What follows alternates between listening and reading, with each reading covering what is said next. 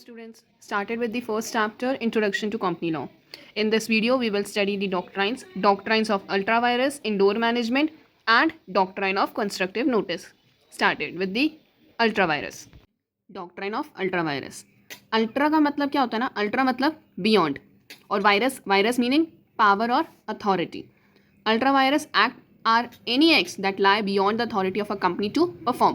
Company को जो activities या फिर जो अथॉरिटीज़ परफॉर्म करनी है, अगर वो उस अथॉरिटी के बियॉन्ड एक्ट करती है, that act will be considered as ultra vires.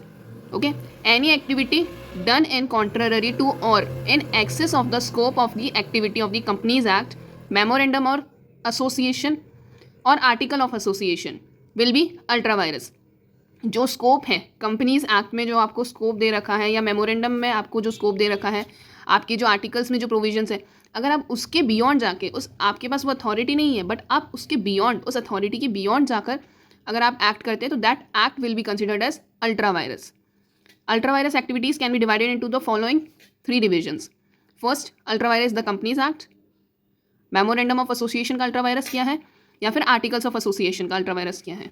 Now ultra vires the companies act. यहाँ पर अल्ट्रावायरस द कंपनीज एक्ट में क्या बोला है ना, कि यहाँ से देखो, notwithstanding anything to the contrary contain in the memorandum और आर्टिकल्स ऑफ अ कंपनी और in any agreement executed by it और in any resolution passed by the company in general meeting या फिर board of directors ने, whether the same be registered, executed और passed as the case may be before और after the commencement of this act. अगर आपके memorandum में कुछ अलग कहा है, आर्टिकल्स में आपने कुछ अलग प्रोविजंस लिखे हैं, ठीक है, अगर वो कॉन्ट्ररी करते हैं विद द कंपनी एक्ट, तो कंपनी एक्ट प्रिवेल करेगा. और अगर आप कंपनी एक्ट में जो आपको बताया गया है, अगर आप उस अथॉरिटी के बियॉन्ड जाकर वर्क करती है कंपनी, ठीक है, उस एक्टिविटी स्कोप जो है एक्टिविटी का, उसके एक्सेस में अगर वो अपने स्कोप को बहुत ज़्यादा वाइडर करती हैं, अपने एक्टिविटीज़ को और बढ़ाती हैं, तो वहाँ पर वो अल्ट्रावायरस होगा. That act will be considered as ultra vires. वो भी कौन सा, अल्ट्रावायरस द कंपनीज वाला. For example, if board members are appointed, ठीक है, बोर्ड मेंबर्स को अपॉइंट और रिमूव करें without following statutory provisions, payment of dividend out of capital और reduce the share capital of the company without complying with the legal formalities, तो वो consider किया जाएगा अल्ट्रावायरस. क्योंकि अगर मेंबर्स को, अगर डायरेक्टर्स को अपॉइंट करना है या फिर रिमूव करना है, तो उनको प्रोसीजर फॉलो करना पड़ेगा. और अगर या फिर आउट ऑफ कैपिटल तो पेमेंट कर ही नहीं सकते डिविडेंड का, वो किया है, या शेयर कैपिटल रिड्यूस किया है, तो इनके लिए, सबके लिए कंप्लाइंसेस फॉलो करना बहुत ज़रूरी है. अगर विदाउट कंप्लाइंस करा है, तो वो चीज़, वो एक्ट अल्ट्रावायरस कहलाएगी. It also declare a provision contain in the memorandum, articles, agreement और resolution void if it's repugnant to any of the provisions in the act. Memorandum prevail नहीं करेंगे, कंपनीज एक्ट में जो कंप्लाइंसेस है आपको वो follow करने पड़ेंगे. Now ultra vires the memorandum of association. First we will understand what is memorandum of association. Is a document listing out the constitution of a company, essentially represent the foundation stone on which the structure of the company is built. It contains clauses detailing the boundaries of the company's activities and its relations with the outside world. MOA में क्या दिया होता है, company का पूरा constitution होता है list. यहाँ पर क्या बताया जाता है कि कंपनी का क्या स्ट्रक्चर है और इसने कौन से क्लॉजेस कंटेन करे, वो डिटेलिंग यहाँ पे दी जाती है. कंपनी किस एक्टिविटी में इंगेज्ड है वो सब, और उसका रिलेशन भी दिया जाता है कि वो बाहर के साथ कैसा बिहेवियर है, कैसा रिलेशन है, वो MOA के अंदर आप डिस्क्राइब करती है company. Now the important attribute of the MOA is consider to be its objective clause. बहुत ज़्यादा इंपॉर्टेंट क्या होता है, ऑब्जेक्टिव क्लॉज इंपॉर्टेंट होता है. Requires every company to state in their MOA. हर कंपनी को ये स्टेट करना ही पड़ता है अपने MOA में, the object of which for which the company is propose to be incorporated and any matter consider necessary in furtherance thereof. Of भी object company का क्या है, company should be specify clearly in the MOA. Okay. The memorandum of association of a company restrict the powers of the company while defining the object of the company. A company cannot do anything which is beyond the purview of the object clause. यहाँ पर क्या बोला है कि memorandum of association में object clause होना ज़रूरी है, और object clause में जो लिखा हुआ है वही आपको कंपनी को करना पड़ेगा. उसके object के beyond अगर वो कंपनी एक्ट करती है, then act will be in contrary to the object clause of the memorandum of association will be ultravirus, the memorandum of association. इधर क्या कहा गया है, in the case of a company whatever is not stated in the memorandum as the object or powers is prohibited by the doctrine of ultravirus.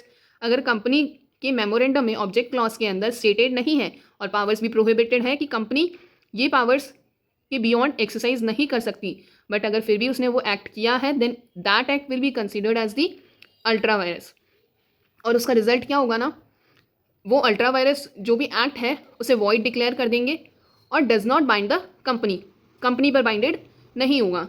ना तो company और ना ही contracting party जो है उस बेस पर सू कर सकती है, क्योंकि कंपनी को पता है उसका ऑब्जेक्ट क्लॉज कुछ और था और वो जो एक्सरसाइज कर रही थी वो उसके पावर्स के बियॉन्ड एक्सरसाइज कर रही थी। तो कंपनी भी कॉन्ट्रैक्टिंग पार्टी को सू नहीं कर सकती, पर कॉन्ट्रैक्टिंग पार्टी भी कंपनी को सू नहीं कर सकती, क्योंकि कॉन्ट्रैक्टिंग पार्टी ने should be read the first MOA. अगर उसने एमओए पढ़ा होता, उसने ऑब्जेक्ट क्लॉज देखा होता, तो उसे पता होता कि कंपनी अपने पावर्स के बियॉन्ड जाके वो एक्सरसाइज कर रही है। तो कॉन्ट्रैक्टिंग पार्टी भी सू नहीं कर सकती, क्योंकि कॉन्ट्रैक्टिंग पार्टी को हम ये मानेंगे कॉन्ट्रैक्टिंग पार्टी ने एमओए पढ़ा था, वो इस चीज़ के लिए अवेयर थी। ओके, वो उस एक्ट को वॉइड मान लेंगे और can not be ratified even by the unanimous resolution of all the share holders. उसे सही नहीं किया जा सकता, क्योंकि कंपनी की अगर शेयर होल्डर्स ने 100% कंसेंट भी दे दी ना, तब भी उस एक्ट को आप एज अ वैलिड एक्ट नहीं कह सकते। That act will be considered as void और वो अल्ट्रा वायरस ही रहेगा। Now move to the ultra vires, the articles of association. First we will understand what is article of association in terms of section 5 subsection 1 of the companies act 2013। Article of association का मतलब क्या होता है ना, a company shall certain the bylaws and regulations for the management of the internal affairs of the company. It plays a role, vital role in governing a company's affairs and also define the right of its member inter se. यहाँ पर company के internal affairs के बारे में बताया जाता है, उसके बायलॉज, उसके रेगुलेशंस कैसे मैनेज किए जाएंगे, उसके इंटरनल अफेयर्स कंपनी के, उसमें बताया जाता है। आर्टिकल्स ऑफ एसोसिएशन में बताया जाता है। If a company acts which are ultra vires articles of association but intra vires the memorandum of association. क्या मतलब है इसका? Outside the scope of articles but within the powers conferred by the memorandum. Articles में उसका कोई scope नहीं है।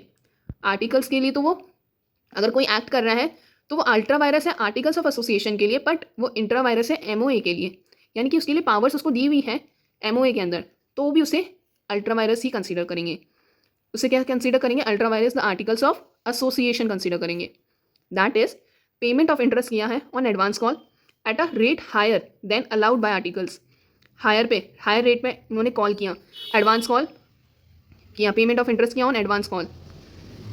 These acts are also void but the company in general meeting में alter the articles by a special resolution and ratify the unauthorised acts. यहाँ पर ratify किया जा सकता है अगर कोई भी एक्ट, किसी भी एक्ट जो आर्टिकल्स ऑफ एसोसिएशन में आपका लिखा हुआ नहीं है बट आप उस परफॉर्म कर रहे हैं उस एक्ट को, तो आप उसे ऑल्टर कर सकते हैं अपने आर्टिकल्स ऑफ एसोसिएशन को स्पेशल रिजोल्यूशन पास करके, और रेटिफाई कर सकते हैं अपने अनऑथराइज्ड एक्ट्स को। Now move to the case law. Case law में क्या बोला देखते हैं। The MOA of the company was unclear.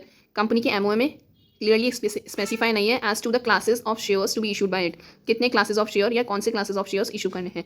But the AOA of the company gave power to issue of shares of different classes के issue करने हैं। एओ में बताया गया है, कंपनी के एओए में स्पेसिफाई किया गया है। The honourable court held that articles can be used to explain the ambiguity contain in the memorandum. Articles को क्यों रखा जाता है? अगर एमओए के अंदर आपको क्लियर स्पेसिफिकेशन नहीं मिलता तो आप आर्टिकल्स रीड कर सकते हैं। Their lordship agree that in such cases the two documents must be read together at all events so far as may be necessary to explain any ambiguity appearing in the terms of memorandum or to supplement it upon any matter as to which it is silent। यहाँ पर case law में क्या बताया गया है कि MOA और AOA two important documents हैं, जैसे एक साथ पढ़ना ज़रूरी है। अगर आपको एमओए के अंदर क्लियर स्पेसिफिकेशन नहीं है तो आप आर्टिकल्स पढ़ सकते हैं, जिससे आपको क्लियरली स्पेसिफिकेशन मिल जाएगा। यहाँ पर क्या बोला है? Appearing in the terms of memorandum और to supplement it upon any matter as to which it is silent. अगर किसी मैटर में मेमोरेंडम में नहीं लिखा है और आर्टिकल्स में लिखा है तो that articles provision will prevail. Next point में क्या बोला है कि also as stated earlier the company can not make it valid even if every member assents to it. The general rule is that an act which is ultra vires the company is incapable of ratification. ये अभी हमने ऊपर देखा। यहाँ पे क्या बोला है कि अगर कोई भी अल्ट्रा वायरस द कंपनी है, यानी कि कंपनीज एक्ट को लेके जो कंपनीज एक्ट में प्रोविजन दे रखे हैं उसके बियॉन्ड अगर आप कोई भी एक्ट परफॉर्म करते हो तो वो इनकेपेबल ऑफ रेटिफिकेशन, उसे रेटिफाई नहीं किया जा सकता। और यहाँ पर फिर नेक्स्ट में क्या बोला है कि N act which is intra vires the company but outside the authority of the directors may be ratified bye the company in proper form. यहाँ पे केस लॉ दे रखा है, दैट केस लॉ। यहाँ पर क्या बोला है कि एक्ट अगर जो कि इंट्रा वायरस है कंपनी के लिए, यानी कंपनी के लिए सही है, जो कंपनी एक्ट कर रही है वो तो कंपनी की बेनिफिट के लिए एक्ट कर रही है, बट कंपनी को अथॉरिटी नहीं है, ठीक है, कंपनी के डायरेक्टर्स को अथॉरिटी नहीं है वो एक्ट करने के लिए, लेकिन कंपनी के लिए तो बेनिफिशियल है ना। That act will B ratified bye the company, ठीक है। ये इस केस लॉ में बताया गया है। Please read this case laws, it is important case laws. ये वाला एक तो केस लॉ पढ़ना, ये वाला अगर हो सके तो ये भी एक बार देखना यहाँ पर ये क्लियर हो गया होगा आपको। Now next, the rule is mean to protect shareholders and the creditors of the company. क्यों रूल बनाया गया है? शेयर होल्डर्स और क्रेडिटर्स को प्रोटेक्ट करने के लिए। If the act is ultra vires यानी कि बियॉन्ड द पावर्स है of the directors only, the shareholders can ratify it. If it is ultra vires article of association, the company can alter its article in the proper way and thereby such acts can be duly ratified. ठीक है, समझ में आया ना यहाँ पे कि भाई अगर डायरेक्टर्स का होता है तो शेयर होल्डर्स रेटिफाई कर सकते हैं, और अल्ट्रा वायरस आर्टिकल्स का होता है तो डायरेक्टर्स क्या करेंगे? अपने आर्टिकल्स को ऑल्टर कर देंगे। ये केस लॉ रीड करना आप लोग, ये केस लॉ अपन नेक्स्ट वीडियो में डिस्कस करेंगे। Now loans, borrowings, guarantees and ultra vires rule.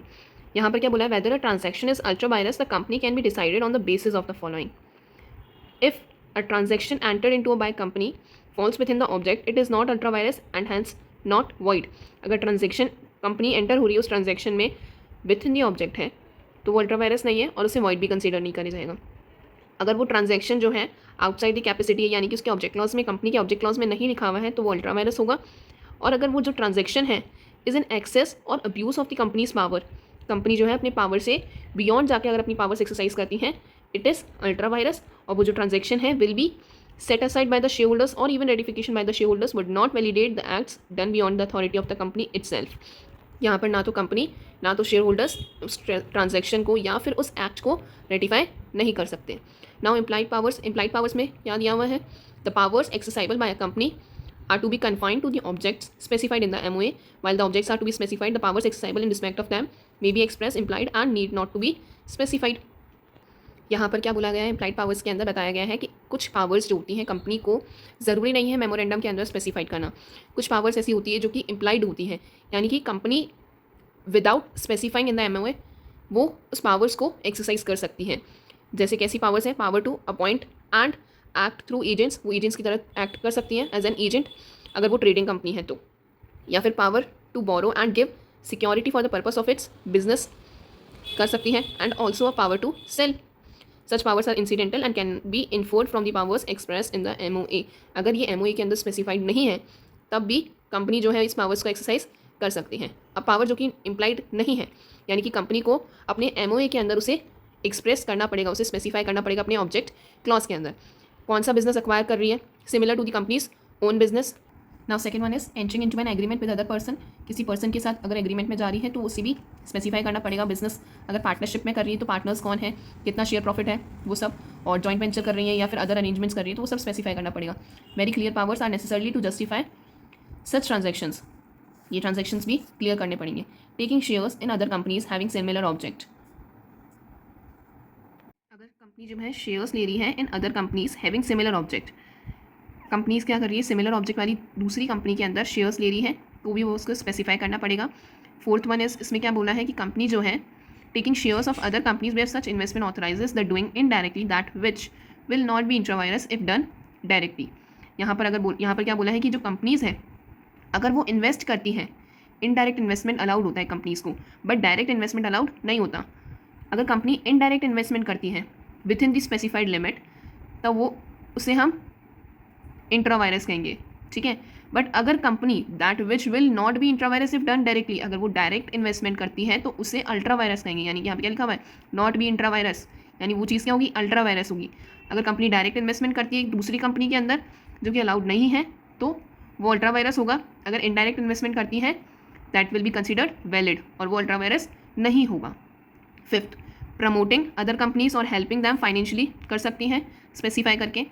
A power to cell और dispose of the whole of a company's undertaking, a power to use funds for political purpose, ये भी specify करना पड़ेगा। Power to give gifts, make donations, contribution for charities not relating to the object stated in the memorandum, acting as a surety as a guarantor अगर act कर रही तो वो भी स्पेसिफाई करना पड़ेगा। Shareholders right in respect of ultra vires act, क्या right होता है शेयर होल्डर के पास? मनी मिल सकता है ना शेयर होल्डर को। A shareholder can get back the money paid by him to the company under the ultra vires allotment of shares. A transfer of shares from him would not have been so allowed। यहाँ पर क्या बताया गया है कि जिस time company ने allotment किया इसलिए अगर वही पर्सन है तो वो कंपनी से क्लेम कर सकता है क्योंकि उसने कंपनी से ही शेयर्स लिए हैं, ठीक है। तो वो कंपनी से क्लेम करके अपना शेयर होल्डर मनी वापस ले सकता है। बट अगर मान लो ए ने बी को ट्रांसफ़र कर दिए शेयर्स ठीक है, पर बी ने तो क्या किया, कंपनी से तो नहीं लिए शेयर्स, बी ने तो ए से शेयर्स लिए थे, तो बी जो है यहाँ पर लाइबल नहीं होगा और उसे इस केस में, अल्ट्रा वायरस एक्ट के केस में, उसे उसका पैसा नहीं मिलेगा। ठीक है, effects of ultra virus transaction क्या हो सकते हैं? Void ab initio, void ab initio में क्या दिया है? The ultra vires act are null and void ab initio, starting से ही गलत होता है, शुरुआत से गलत होता है। The company is not bound by these acts, company bound नहीं होती है क्योंकि जिसके साथ वो कंपनी इंगेज होती है, जिस भी कॉन्ट्रैक्टिंग पार्टी के साथ इंगेज होती है, उस कॉन्ट्रैक्टिंग पार्टी को एमओए को एक बार पढ़ लेना चाहिए, इसीलिए यहाँ पर कंपनी जो है अपने एक्ट्स के लिए बाउंडेड नहीं होती है। इंजंक्शन क्या बोला है? The members can get an injunction to restrain a company where an ultra vires act has been और is about to be undertaken. Injunction लगाया जा सकता है मेंबर्स के थ्रू कंपनी को रोकने के लिए, ताकि वो अल्ट्रा वायरस एक्ट परफॉर्म ना करे। पर्सनल लाइबिलिटी ऑफ डायरेक्टर्स में क्या बोला है? डायरेक्टर्स की क्या ड्यूटी होती है? It is one of the duty of directors to ensure that the corporate capital is used only for the legitimate business of the company. जो कंपनी जिस ऑब्जेक्ट के लिए इनकॉर्पोरेट हुई है वही ऑब्जेक्ट फुलफिल करे और जो कैपिटल है उसी ऑब्जेक्ट के लिए लगाए। And hence if such capital is diverted to purposes align to the company's memorandum, the directors will be personally liable to replace it. अगर कभी भी किसी भी, क्योंकि यहाँ पर क्या होता है ना, डायरेक्टर्स ही होते हैं जो कैपिटल इन्वेस्ट करते हैं, तो वो कैपिटल जिसने भी इन्वेस्ट करी हो, पर डायरेक्टर्स ही लाइबल होंगे, कि डायरेक्टर्स के ऊपर आएगा कि आपको कंपनी के ऑब्जेक्ट के अकॉर्डिंग ही कैपिटल इन्वेस्ट करनी चाहिए थी। In case of deliberate miss application, criminal action can also be taken for fraud. However, a distinction must be drawn between transaction which are ultra virus the company and the transaction which are ultra virus the directors। क्या बताया गया है यहाँ पे? Distinction must be drawn. यहाँ पर ultra vires the company अलग होगा और अल्ट्रा वायरस जो ट्रांजेक्शन डायरेक्टर्स ने किया वो अल्ट्रा वायरस द डायरेक्टर्स अलग माना गया है। डायरेक्टर्स एक्सीड करते हैं अपने authority, the same may be ratified by passing the resolution in the general body meeting of the shareholders provided the company has the capacity to do that transaction as per its MOA. यहाँ पर क्या बोला है कि directors जो है अपनी authority exceed कर सकते हैं bye passing the resolution, but जो कंपनी है वो अपनी कैपेसिटी के अकॉर्डिंग करेगी और इसकी कैपेसिटी यानी कि उसकी ऑब्जेक्ट क्लॉज में लिखी होती है और ऑब्जेक्ट क्लॉज एमओए के अंदर होता है, यानी कि उसको एमओए के अंदर ही जो ऑब्जेक्ट क्लॉज स्पेसिफाई है उसके अकॉर्डिंग उसे ट्रांजेक्शंस करने पड़ेंगे। Now fourth one is where a company's money has been used ultra vires to acquire some property, the company's right over such property is held secure and the company will be the right party to protect the property. This is because through the property has been acquired for some ultra virus object, it represent the money of the company। अगर company ने क्या किया ना, उस money को use किया है, ultra virus किया उन्होंने, मतलब गलत ऑब्जेक्ट के लिए यूज़ किया और कोई प्रॉपर्टी एक्वायर कर ली, तो वो कंपनी की प्रॉपर्टी हो जाएगी, क्योंकि कंपनी ने तो बेनिफिशियल के लिए किया था, कंपनी ने तो उसकी प्रॉपर्टी, और जो कॉन्ट्रैक्टिंग पार्टी है वो उसे सू भी नहीं कर सकती बिकॉज उसने एमओए के अंदर ऑब्जेक्ट लॉस पड़ा होना चाहिए, ये उसकी ड्यूटी थी। नाउ फिफ्थ वन इज क्या बोल रहे हैं? Ultra vires boring does not create the relationship of creditor and debtor, कोई रिलेशन नहीं बनता क्रेडिटर और डेटर जैसा कंपनी और कॉन्ट्रैक्टिंग पार्टी के बीच में। सिक्स में क्या बोला है? Ultra vires torts, company will not be liable for torts committed outside its object, ये हमने देख ही लिया था। In order to make the company liable for the torts crime of its employees, it will have to be prove that, क्या prove करना पड़ेगा? The tort was committed in the course of an activity which is in the purview of company's memorandum और it was committed by the employ within the course of his employment. Next point is ultra vires grants and guarantees. यहाँ पर क्या बोला है? Directors can not make an unauthorise grant, नहीं दे सकते unauthorized grant. क्यों? क्योंकि डायरेक्टर्स जो होते हैं वो एज एन एजेंट वर्क करते हैं, उनका मनी नहीं होता, वो एज एन एजेंट वर्क करते हैं, ठीक है। तो वो ग्रांट अनऑथराइज ग्रांट नहीं दे सकते अनलेस, कब तक नहीं दे सकते? यानी कि अगर कंपनी की प्रॉस्पेरिटी को प्रमोट करने के लिए ग्रांट दे रहे हैं तो दे सकते हैं, अदरवाइज नहीं दे सकते।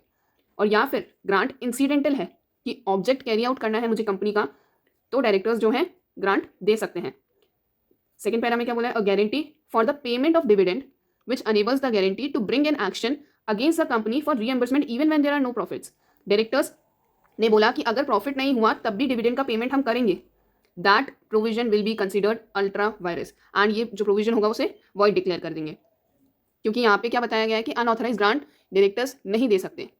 Now exceptions to the doctrine of ultra vires के एक्सेप्शन है। सबसे पहला एक्सेप्शन है any act which is performed irregularly but otherwise it is intra vires the company can be validate by the shareholders of the company by giving their consent in general meeting.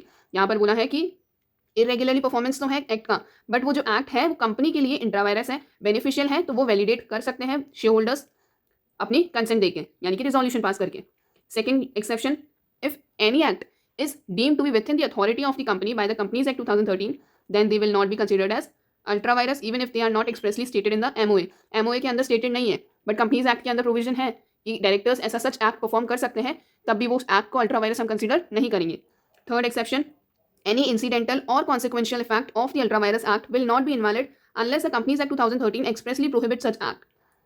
वो incidental या फिर कोई consequential effect हुआ है ultra virus का, उसे हम invalid तब तक नहीं मानेंगे जब तक कंपनीज एक्ट 2013 के अंदर उस एक्ट को लेके कोई प्रोहिबिशन ना हो, तब तक वो एक्ट कंसिडर क्या किया जाएगा, वैलिड कंसिडर किया जाएगा.